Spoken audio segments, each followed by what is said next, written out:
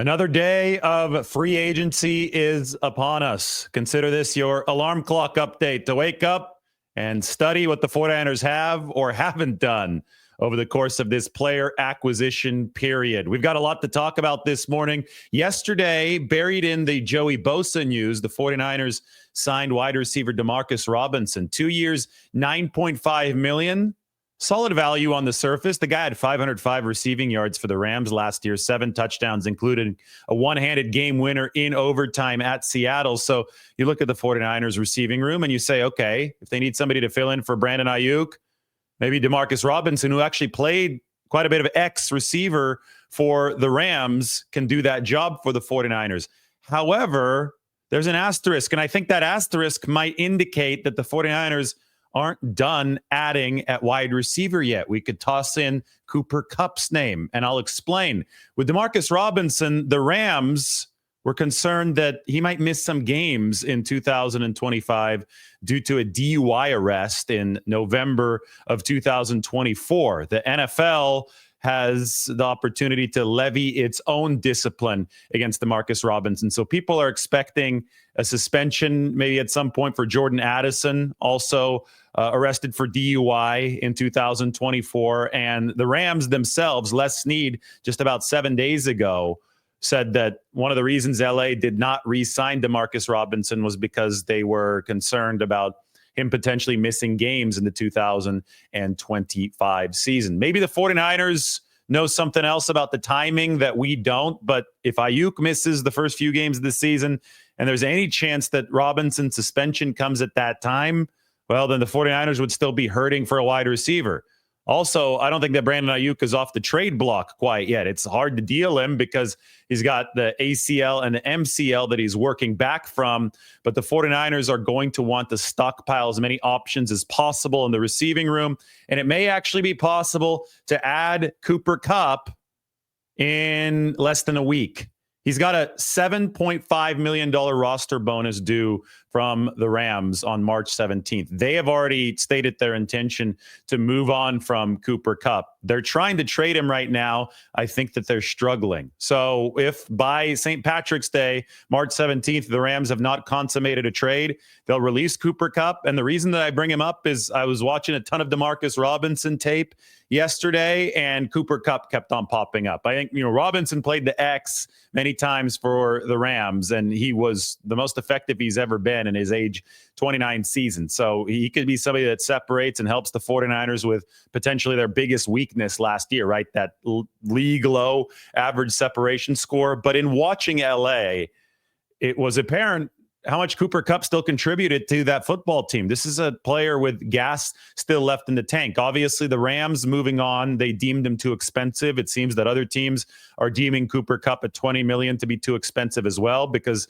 people aren't trading for him right now. But perhaps at an efficient price, the 49ers who are looking to fortify that receiving room will be able to turn to somebody like Cooper Kupp over the course of the next few days. That's why it's really important to take a deep breath and sit back, because this offseason is still in its infancy. And the 49ers are obviously playing the comp pick game. And they're playing it well. They're on track to have 25 comp picks in 5 seasons. They were officially awarded 4 comp picks in the 2025 draft on Tuesday. But when we look at their comp pick projection for the 2026 draft, it's going to be based on this free agency. You run the cancellation formula, right? It's the amount of money that leaves, the amount of money that comes in that qualifies under the compensation formula. Somebody like Cooper Kupp, if the 49ers do end up adding him, or somebody like Dalvin Tomlinson, who's officially going to become a free agent today on the first day of the new league year as a post-June 1st designation cut of the Cleveland Browns.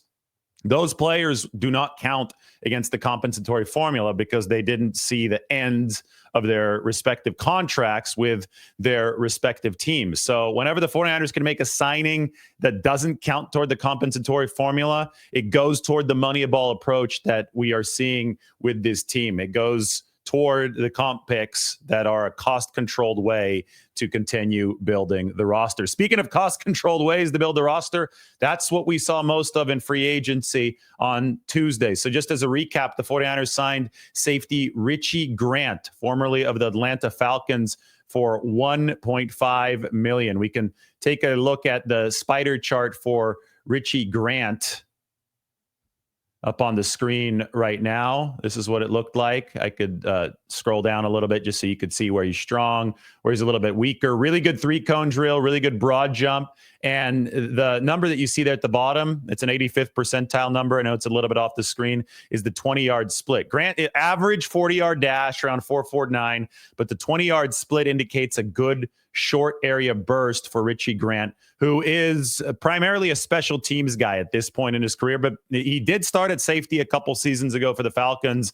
I think that the 49ers are primarily looking at him as the 346 snap special teams player that he was last season for Atlanta. And he's going to be able to hop into the safety competition mix with Jason Pinnock, who has been a starter over the past 3 seasons with the New York Giants. Previously, he had been with the New York Jets under Robert Saleh. But Jason Pinnock, this is a player who's notably athletic, who has a really interesting strength to his game and also a glaring weakness to his game. It's likely the 49ers didn't sign him to all that much money. It was just a 1-year deal. We don't have the financial details of that yet, but you could see the relative athletic score here of Jason Pinnock, and he and Richie Grant were the 2 safeties whom the 49ers added on Tuesday.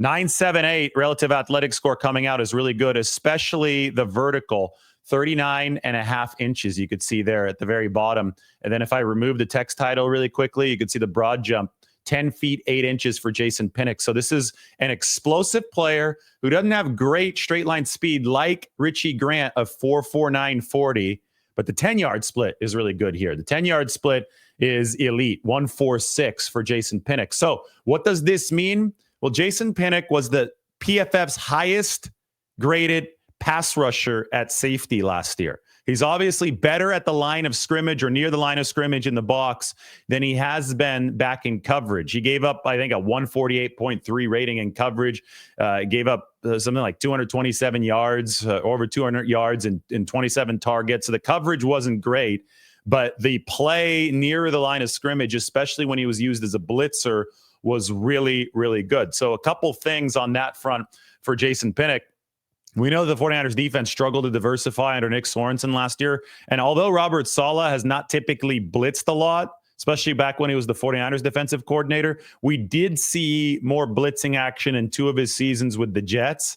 And it's not like Pinnock blitzed a lot, but he was used as a very good weapon with that short area burst and change of direction near the line of scrimmage. He was used by the Giants as a really good weapon to blitz whenever the situation did call for it. And the biggest weakness for the 49ers last season was their run defense. I mean, San Francisco was horrific in that aspect of the game. And it wasn't just the defensive line. We're going to get to those struggles in a bit as we talk about Joey Bosa not joining his brother Nick on the 49ers. And we'll have to talk about the 49ers turning the page to pursuing other veteran defensive linemen.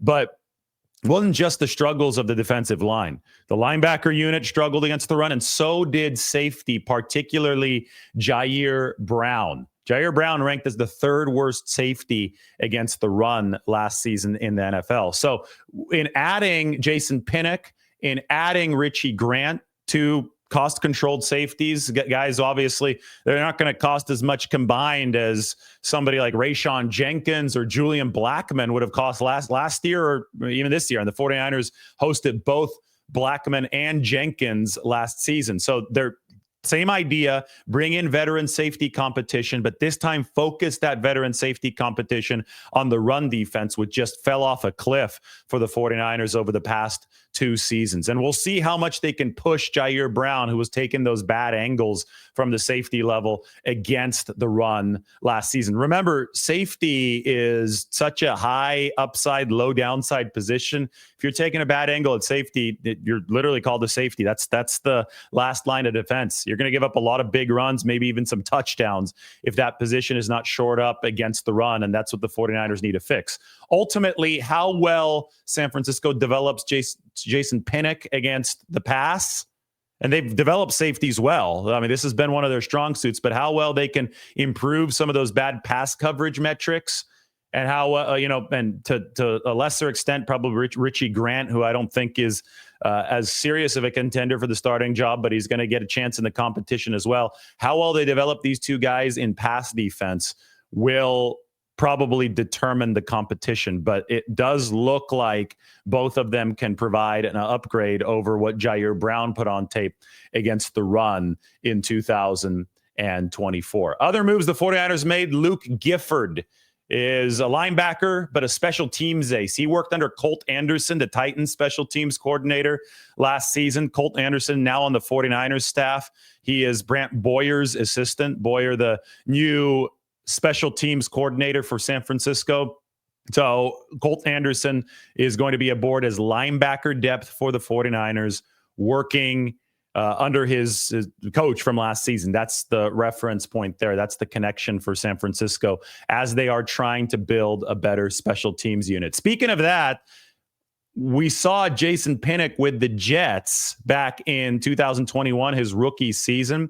Brant Boyer was the special teams coordinator for New York, and Pinnock, before he turned into a starting safety in this league, was primarily a special teams guy as a rookie. So there's a connection there as well. And if Pinnock doesn't win a starting job, I think that even if he does, you could probably assume that he'll be playing for the 49ers on special teams. We have a blast from the past video. The Jets waived Pinnock ahead of the 2022 season when Robert Saleh was the coach there. This is what Saleh had to say about Pinnock at the time. They're all tough. Was Pinnock a tough choice? I mean, he had been playing. It's very hard because he's got a lot of talent.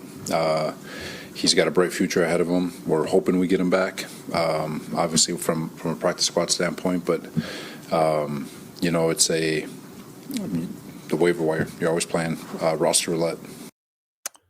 That ended up happening. The roulette didn't work out for the Jets. They didn't get Pinnock back. The Giants scooped him up. But a few years later, here in 2025, Saleh is no longer with the Jets. Pinnock is no longer with the Giants. Saleh and Pinnock both with the 49ers, and we'll see how the 49ers utilize him as they move forward into this 2025 season. 49ers yesterday released Leonard Floyd. So they have now released two veteran starting defensive linemen from the 2024 team, which makes a lot of sense considering the fact that the 49ers were not a good defense last year, and they were especially bad against the run. As you can see here, these are the 49ers scores in both pass rush grade and run defense grade. Red is bad, blue is good. The right column is run defense grade. There was nobody in the blue except for Nick Bosa. So they've removed Leonard Floyd. The defensive ends are on the top half, and they've removed Malik Collins. The defensive tackles are on the bottom half. Leonard Floyd is going to sign with the Atlanta Falcons. He did have 8.5 sacks, but the 49ers, again, it doesn't matter if your run defense is number 29. The run defense is as bad as San Francisco's has been. The pass rushing grades don't matter, and they have to improve the pass rush, the run defense of this team, so they have a chance to pass rush. Leonard Floyd at 240 pounds was considered on the lighter end for an edge rusher, even in this downsizing era of the NFL. Robert Saleh is going to want a bigger body. 49ers were interested in adding Joey Bosa to be that bigger body to compete against the run, especially for the 49ers. But Joey Bosa instead signed with Buffalo for $12 million guaranteed. That is higher than the price the 49ers were willing to go. It makes sense that the 49ers weren't willing to go to that level. Remember that San Francisco is preaching cost efficiency this offseason, as they should, as is smart. I know it's not going to be popular with fans, but the turnarounds that we've seen from the Rams, the Philadelphia Eagles, even the Bills are just in a slightly different place, obviously, here. Their defense was actually really bad when it came to rushing the passer down the stretch of last season. It was tough for Buffalo. I mean, one of the reasons that they lost, outside of the officials, one of the reasons they lost the AFC Championship game is because that defense just ran out of gas. So Buffalo offers a little bit more for Joey Bosa than the 49ers. The Miami Dolphins, I think their offer, according to Mike Silver, capped out at about $8 million. The 49ers came in somewhere under $10 million for Joey Bosa. And a player who's missed all those games over the past 3 years is going to head to Buffalo to work with former 49ers fan Josh Allen. I wrote about this on the San Francisco Standard yesterday alongside all the 49ers signings. They've got to now turn the page, and you could click on the link in the description and in the comment section of this video to see who I think the 49ers might target next. Today is the first day of the new league year. San Francisco has a lot of spots to fill along the defensive line.